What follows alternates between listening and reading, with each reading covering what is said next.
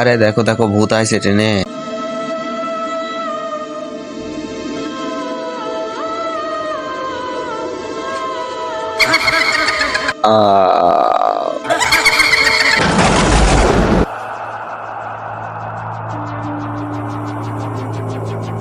আরে ইমাম সাহেব, জলদি আসেন জলদি আসেন। আরে ট্রেনের ভিতর না ভূত আমার গলা ধরেছিল। আরে চলেন চলেন, তাড়াতাড়ি চলেন। আচ্ছা চলো চলো। আরে তুই ওকে কি কামে মারতে চাইস? আরে যখন আমি টিকিট নিতে যেতাম, টিকিট দেবো না, যাও এখান থেকে ভাগো। আরে টিকিট দিতে হবে না, জেল হয়ে যাবে। আচ্ছা এই নাও টিকিট নাও, এই নাও টিকিট। আরে তুই আমার কাছ থেকে টিকিট নিবি, এই নে। তারপর কি হলো সেটা জানা কি? ছবিটাকে ভালোবেসে থাকলে একটা লাইক এন্ড চ্যানেলটাকে সাবস্ক্রাইব করো, আর যদি না করো তাহলে বুঝবে এই ছবিটাকে তুমি ভালোবাসো না।